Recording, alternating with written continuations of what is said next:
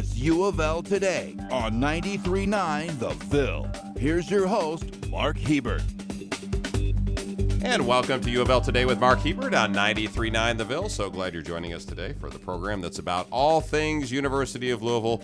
We got a special show coming up for you today because you're going to hear from Tom Owen, who many of you know is a historian for the city of Louisville, and we're going to talk to him here in just a minute. But coming up a little bit later in this show, Mayor Greg Fisher calls us a compassionate city. But is it? Is Louisville a compassionate city? How do we measure whether we're compassionate or not? Well, we're working on that, and you'll hear about U of L's role in the Compassionate City Index. But first, I told you about this guy. You may know him more as Tom Owen, alderman and city councilman, but he's no longer doing that. He just works at the University of Louisville these days. He's the city of Louisville's history, and he knows more about it probably than anyone else who's still alive. Tom Owen is very much alive. He's sitting right in front of me. He's an archivist with U of L, where you can often find him in the basement of Ekstrom Library digging through old photos and books or helping folks find vintage photos of U of L history and Louisville history. And today he's going to take us back 100 years in a few days to 1916 and tell us what Louisville was like a century ago. Oh, Mark, I tell you, all this came about when I was asked to be a luncheon speaker for the 100th anniversary of the Better Business Bureau. And so they said, well, what was it like in Louisville in 1916? Well, I started scratching around standard sources, reference books, online searches of the Courier-Journal, all of these kinds of things. Board of Trustees, actually the board minutes of the Chamber of Commerce was called the Board of Trade then. All of these things kind of came together with some observations and reflections on Louisville in 1916, 100 years ago in a few days. 100 years ago and change, like you said, because now we're in 2017. So give me the broad picture here from your perspective. Paint a picture of downtown Louisville and the city of Louisville in 1916. Well, walk with me on 4th Street from the declining wharf, which is still pretty busy in 1916. The wharf where the Belle of Louisville is these days. Okay. Into 4th Street at the river. Come up to the high bank there at Main Street. You're going to see the Columbia Building, a tall building there. The next block at Market Street, you're going to see the Lincoln Savings Bank building. Then you head on out to Liberty, you'll see the old Courier-Journal building. They had been away from it for about 4 years. They had moved one block east, but we knew it in more recent times until it was destroyed for the Galleria as the Will Sales building. And then you head on out but in the middle of 4th Street, you're going to have two parallel streetcar tracks. So you have streetcar commerce up one and going down. north, one going south, I assume. One going north, one going south. And then you move on out. There's the Sealback. Stewart's is in place at that point. By the way, the Starks building the first piece of the Starks building was built about 4 years earlier there at 1912? Yeah, there at 4th and Muhammad Ali Boulevard. And then you move on to the large Victorian post office building there at Chestnut Street.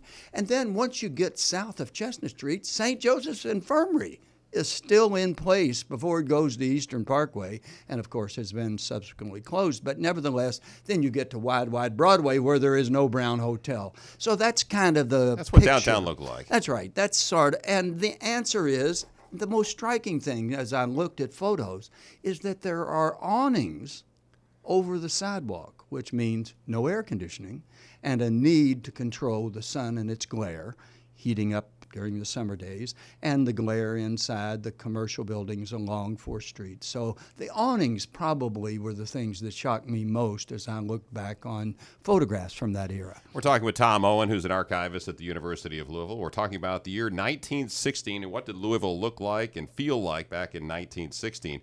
How many residents were living in the city of Louisville in 1916?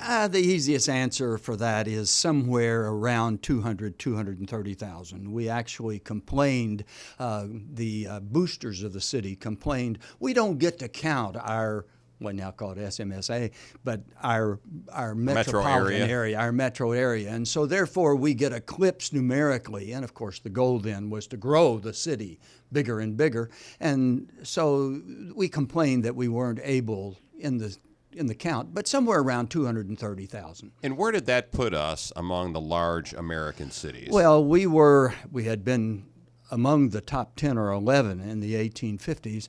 But by the 1916 period, we would have been probably in the top 30 because we did not experience the massive immigration, a second wave of significant immigration in the 1890 to 1915, 1920 period. And so northern cities had grown astronomically, like Chicago and even others, Milwaukee, because of this Eastern and Southern European immigration pattern. And at the time in 1916, there was a fairly large African-American population in Louisville, much larger percentage-wise, at least, than other cities, right? Yeah. We claim to be among the top 10 with the percentage, actually the numerical number of African Americans. But in that sense, we were something of a city of the South. And it was about 15 or 20%, up to 20% African American workforce. Interestingly, the Chamber of Commerce boasted about that African American workforce.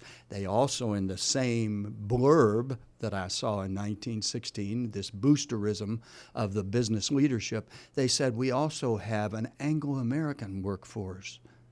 I think that means English-speaking, right, as well as, when joined with our African-American workforce, means that they're relatively docile. One of the anxieties at the time was labor unions and labor strikes. In fact, in 1916, there was a strike on a portion of the L&N line, and they brought in Southern African-American workers to be strike breakers. Wow, so we weren't Strike City then, No, not Strike City, but there was that anxiety among the other anxieties of the time with what I would call international concerns. There had been a revolution in Mexico, and the Mexican border with the United States was just porous and violent, because there would be raids of Mexican bandits over the border, killing in some cases, and certainly pillaging residents in the United States along the border. So that, in fact, there was a strong belief in the summer of 1916 that we were going to go to war. Wow. We were massing troops on the Mexican border, and so there was real concern there. Of course, the other major anxiety is that the United States in 1916, without talking a whole lot about it, was basically building for war. Just about... Because what was going on in Europe at the time, it hadn't... For a full 2 years and some months. World War I. And so within a matter of weeks into 1917, by the spring of 1917, we will be fully involved in that war with the loss, and yet in just a 1 year period, of 53,000 soldiers killed in World War I, and the mobilization of over 2 million troops. I want to get back on the city of Louisville and talk a little bit about the African-American population. So with such a large percentage of African-Americans in Louisville, was there any racial strife or any of that going on in Louisville in 1916? I'll give you one very, very quick example. In 1912, the Common Council, the Board of Aldermen, and smaller, and the lower house, we had a two-house legislature, by the way, at that time, had passed a housing segregation ordinance. It was called, passed in 1912. In 1916, arguments in the appeal to the United States Supreme Court in the case of Buchanan versus Worley, those arguments were heard, and in 1917, the United States Supreme Court overturned Louisville's housing segregation ordinance, and basically what it said, summarized in 25 seconds. If I lived on a block face and it was predominantly white, and an African American wanted to move into that block, the African American had to secure the permission of the whites who lived on the block. Oh, but Louisville political leaders argued this is fair, because the same thing applies to an African American block face, predominantly African American. If a white wanted to move onto the block face, of course, the chances of that happening are pretty slim to none. Right. Yeah. But so that was one of the controversies. Another major controversy was over in 1916, the multiple showings of the controversial movie by D.W. Griffith called Birth of a Nation. Griffith, of course, was from LaGrange, Kentucky, and he had put together an artistically substantial piece of work, but it was blatantly racist in its content. And the brand new NAACP, formed in 1912 over the Housing Segregation Ordinance, they had appealed to the mayor to stop the showing of Birth of a Nation in Louisville. They failed. But they ultimately went back to a 1916 state statute. 1916 or 1906? 1906 Okay. state statute called Uncle Tom's Cabin Law. And that state law had been passed by the legislature to stop a play in Lexington that would have offended the United Daughters of Confederacy because their daddies were put in a bad light by this play. They stopped its showing with a state law saying that anytime there's a public performance that is not racially sensitive, it can be banned. Well, now in 1916, and ultimately successfully in 1918, the Louisville NAACP was able to convince by 1918 a new mayor to stop the showing of Birth of a Nation. So they used a law that Southerners wanted to put in place to go back on them, basically. Absolutely. For their own. We're talking with Tom Owen, archivist from the University of Louisville, former Metro Councilman, for a long time Metro Councilman, who has taken a look at the city of Louisville 100 years ago, and that's what we're talking about, what it looked like 100 years ago in our fair city. What else was there that was interesting to you, Tom, as you were kind of digging through these things from 100 years ago, as far as the jobs, economics, companies that were here, those kinds of things? We were anxious, and excuse me for pointing out points of anxiety, because they were real, and they're real in just about any time, and certainly in our own time. But one of the anxieties is that we didn't feel like we were keeping up industrially. And so there was a fund created, $1 million industrial fund, that would invest in new startup businesses, new industries coming to Louisville, or significant expansions. Well, one of the major expansions that was not a beneficiary of the new $1 million industrial fund was the decision by Ford Motor Company to leave 3rd Street and to go downtown, closer to downtown 3rd, and go to 3rd and Eastern Parkway, build a new, upscale, modern automobile factory that we now call the Reynolds Building. Right next to the University of Louisville. At the dead end of Eastern Parkway at 3rd. Well, that's the Ford Motor Assembly Plant, opened in 1916, and in 9 years, they produced over 250,000 automobiles for Ford Motor there in that building before Ford went to Southwestern Parkway and, of course, ultimately Fern Valley Road. Another interesting controversy at the time was native Louisvillian Louis D. Brandeis, who had been appointed by Woodrow Wilson, the President of the United States, who, by the way, in 1916 was up for re-election, and in a pretty narrow electoral vote in 1916 was elected. He had a pretty good popular vote, but it was fairly narrow. So Wilson... had been reelected. Well, right. Early in 1916, he appointed a very controversial Louis D. Brandeis to be a member of the United States Supreme Court. Brandeis from Louisville. From Louisville. Jewish. Liberal. And so there were 4 months of intense Senate hearings on the Brandeis nomination, and frankly, it ultimately passed. But after bitter controversy involving his Jewishness, involving his liberal positions, involving the opposition that came out of Boston, where he was a practicing attorney, because the Republicans had argued that he was just too liberal for the Supreme Court. Sounds familiar. Well, yes, it does. That's right. Yes, How it history does. repeats itself. That's right. Another interesting aspect, and I mentioned the streetcar, but that's the in-city streetcar. We had electrified our streetcars in 1890, beginning the electrification process. But beginning in the early 1900s, and certainly exploding in this very period, we developed even further a suburban commuter rail system. We called it the interurban. Mm-hmm. And it went on a spoke of train lines, streetcar lines, suburban streetcar lines to Prospect, to LaGrange, Shelbyville, and went also to Jeffersontown and Okolona, and to Orel, beyond Valley Station in the southwest. And that was the interurban line. And that led to the beginning of what I would call a first wave of 20th century suburbanization. So people started moving out of the city core, out into Valley Station, Fairdale, Prospect, yes, those areas. not in what I would call post-World War II subdivisions, Right. but you will see brick homes along these highway corridors. I can certainly see them in old downtown Butchell, and I can see them and recognize them as homes that were built on the interurban and gave good, fast streetcar service to downtown. A couple of other things I want to note because it does have some relevance, I think, for 2017. Number one, local funds were being raised to help some Syrian refugees, Oh, my correct? goodness. Yes.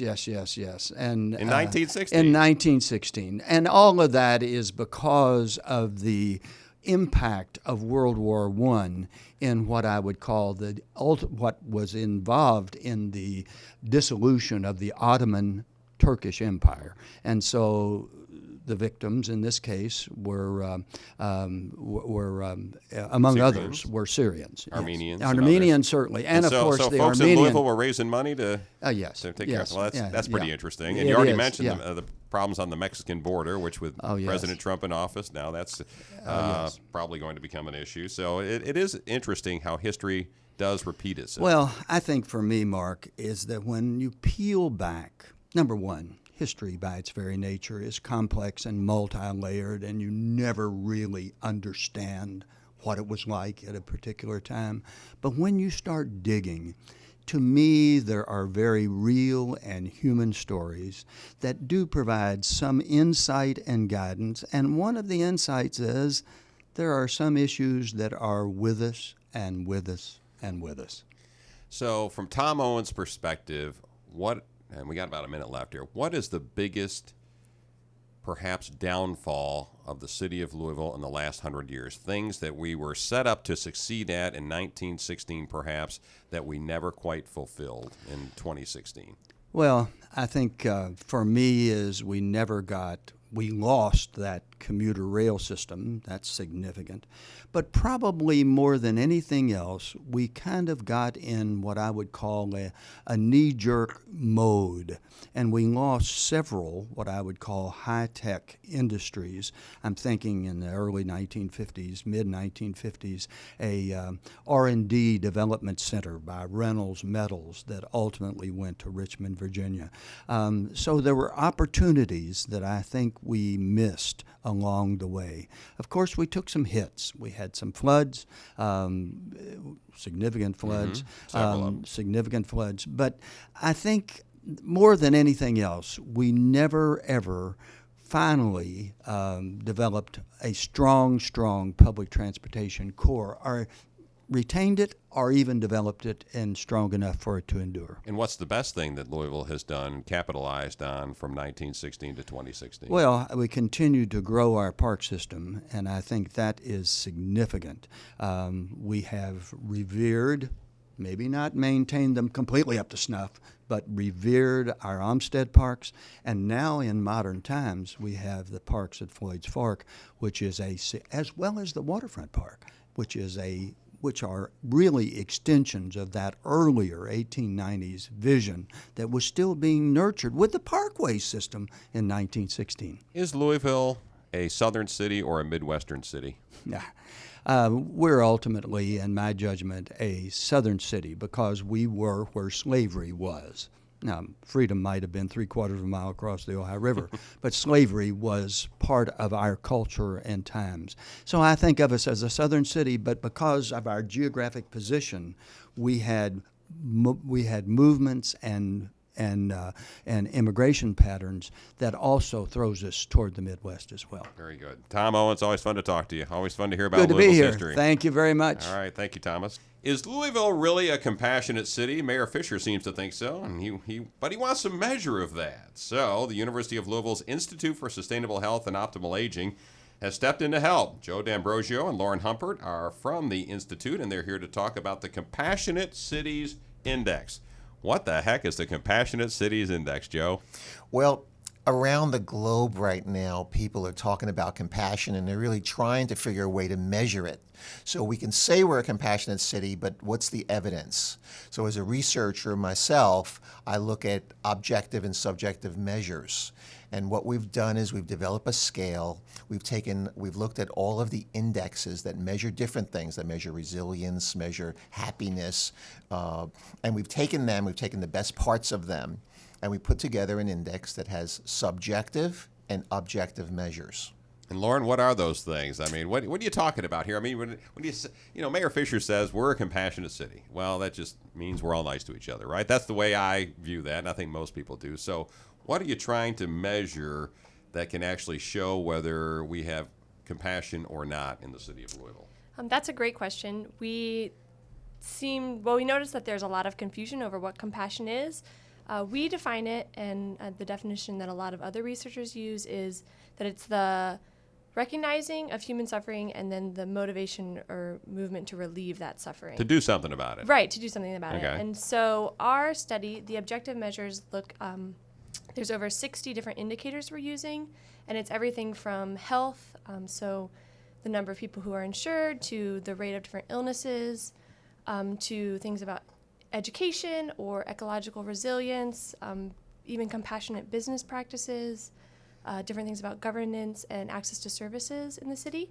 And then we also have a survey component that's going to look at individual indicators of compassion. So how compassionate individuals are in the city, things like empathetic concern or compassionate love, self-forgiveness, even self-esteem. But you got to survey folks to figure this out, right? So isn't that what you're trying to do? We do, correct. So we have a survey that's out there. It's online right now. It takes about 8 to 10 minutes to do, and it's measuring what Lauren said. It's measuring sympathy. It's measuring compassion. It's measuring empathy. And then we're going to look at that. So that's the subjective side of it. But what's really going to measure a city's compassion, we could show up on a survey that we're all very compassionate. And most people, when you ask them, they will do something for a neighbor. I'm a compassionate person. Well, I'm going to say I'm compassionate even if I'm not. That's correct, exactly. But what Lauren's talking about is the important part of the objective measures. So if we're saying we're a compassionate city, why do we have so many killings in our city? Why don't we have bus service to Bullitt County, Henry County? Why are we not really providing the services that we need to actually be a compassionate city? Okay. So that's what we're looking at. So this survey that you guys are handling, that you're in charge of, you will interview, I guess, you said it's an online survey. It's an online survey. So can anybody just go online and fill this out, or are you looking for specific people in specific areas of Louisville? Well, for statistical significance, we need to get 67 people from every zip code in Louisville, but that can be anyone. So the only requirement is that you're 18 years of age or older and you live or are a resident of Jefferson County or Louisville. So 67 people in the different zip codes. How many zip codes are there in Louisville? 37 zip codes. 37? Yes. I would have never guessed that in a million years. It's a lot of That's a lot of people. It's a lot of people, and we are going to have outreach, so we're going to be going to community centers in different zip codes to try and generate some interest. So 67 times 37, I have no idea what that is. How many people is that? 2,479. Of course it is, Yep. yes. We know. All right, we're talking to Lauren Humpert and Joe D'Ambrosio from the Institute for Sustainable Health and Optimal Aging, and we're talking about this Compassionate Cities Index that they are launching here in the city of Louisville. So has it started? Has the index already started? And can I, if I want to, get online somewhere and take this questionnaire? Absolutely, you can. You can go to the Institute's website and access the survey from the Institute website, or you can go on optimalaginginstitute.org/measure-compassion. And people driving in their cars, there's no way they're going to remember that. that. So I'll tell you what, at the end of this interview, why don't we give them just like your phone numbers or something? That's perfect. That'd be great. Much simpler. So we'll do it that way. That'd all be right? great. So go ahead, Joe. What were you going to So say? we were the city of Louisville was noted by the Compassion organization, the Compassion Charter, as one of the most compassionate cities in the nation. So we received this honor for the last 5 years. And how they determined that was that our city's doing more around compassion. So we have compassion constellations. We have a compassion organization that's set up. Yet, we still have a lot of problems within our city, but we're edging towards being a compassionate city and really honoring that title that we've been given. So there's some sort of international organization that rates these things, I guess? Mm-hmm. And who is that? It's the Charter for Compassion International, and they're actually based out of Seattle, Washington, but they, Mayor Fisher is in contact with them a lot, and they kind of helped launch the compassion movement here in Louisville. And there are similar indexes and surveys going on No. across the country, or not? No, that's what makes this unique. So our hope is that when we develop this index, it can be used by other cities, and we have the support of the Charter for Compassion, because they're hoping that when we develop this, they'll be able to take it to other cities to use. So we're the first city that's doing this. Correct. We are the first city that's doing this, and right out at UofL. Well, let's hope the University of Louisville does well with this. We don't blow it, since we're the prototype here. Yes, yes. What are some of the questions, if I logged on to that webpage right now and started to take the survey, what are some of the questions that I'm going to see? What are you asking me to fill out to determine where I fit on the compassionate scale? Yeah, so some pretty basic demographic questions like your age, your zip code of residence. Obviously, we need that. Right. And then there's some questions about your connection to community, into family life, and then it'll actually ask you just a series of questions about like maybe your spirituality. They're kind of hypothetical or situational questions, and then you respond what you would maybe do in that situation or how you feel about a specific issue, and then at the end you actually get a little feedback, but they're all it's a feedback on compassionate love, forgiveness, different individual indicators that have been shown to predict compassion.